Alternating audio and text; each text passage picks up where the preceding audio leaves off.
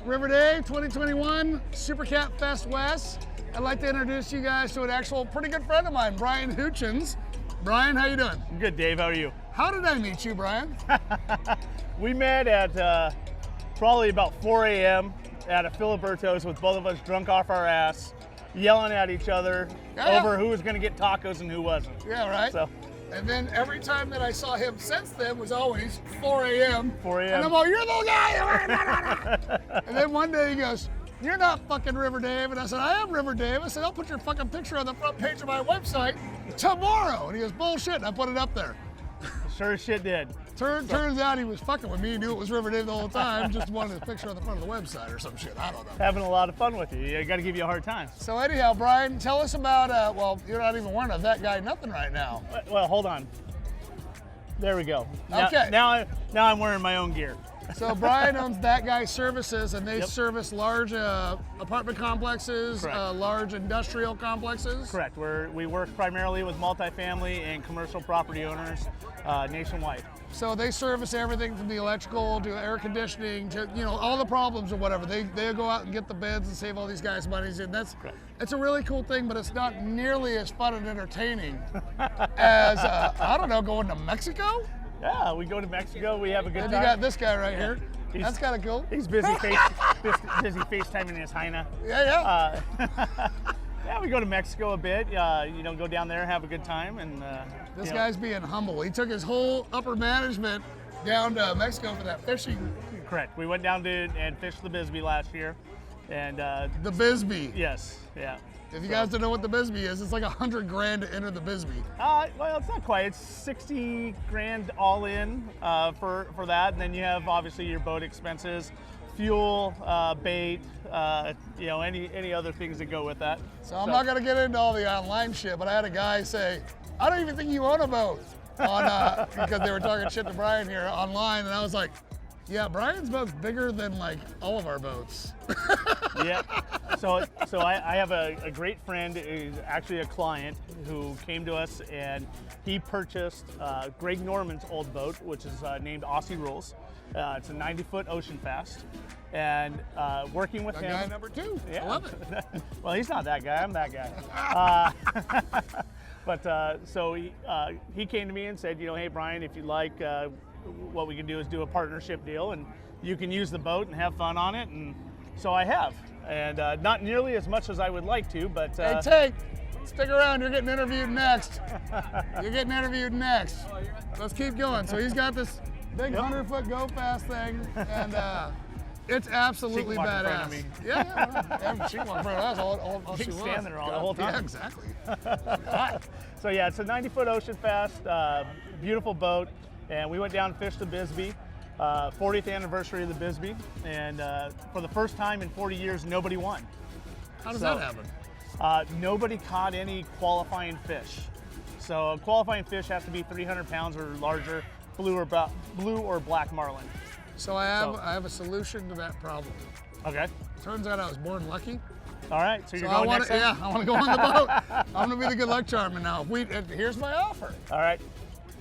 If we don't catch a fish that qualifies, I'm gonna give you a beer. And some tacos. It's a beer and tacos. Hey, we can go to Filiberto's afterwards. Exactly. So anyhow, you are now of the MTI family, is that correct? Correct. MTI all the way. You know, I talked to Randy earlier this year. You know, I've been friends with Sean Moe for years. Sean and I are very good friends. And Sean got an MTI, and I was down in Miami at the boat show 2 years ago. And Sean's like, hey, look at the boats. And I kind of hemmed and hawed and kind of said, nah. Sean kept, not right now. Yeah, you know, just trying to look at everything. And Sean kept calling me and calling me and calling me. He's a good ambassador for them. He's a great ambassador for Practically them. get paid commission or something. I hope he gets a commission. The guy's the West Coast sales rep, as I call him. But no, I mean, Sean's a great guy. You know, I've known him since he met Lindy, his wife. Was there the day they got engaged. Actually came, saw them that afternoon and got to congratulate them. Obviously found out when they were pregnant with Sailor. But Sean's always just been a stand-up guy, stand-up friend to me. We did a nice article on his, he had a, what the hell was that, 29 or something with Big Power? Correct, yeah. And he took that out to Lotto and ran it or something. Yeah, so I mean, he was good, and so we just kind of kept in contact. And then about 6 months ago, I'm sitting in my office, and my phone rings, and it's Randy Sissom. And I said, "Hey, Randy, why are you calling me?" Michael, You know, just kind of.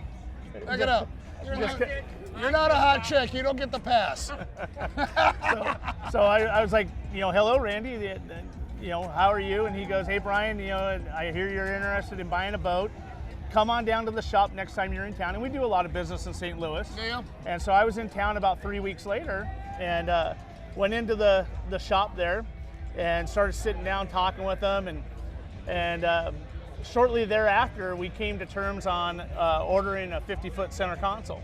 A 50 now. A 50. Not yeah. a 42, not the 57. You went right in the middle. I wanted to do the middle. The You 42s don't are want the porters beautiful. too cold or the porters too hot. You don't want the bed too soft or the bed too hard. Right in the middle. Right in the middle. It's a perfect boat right in the middle.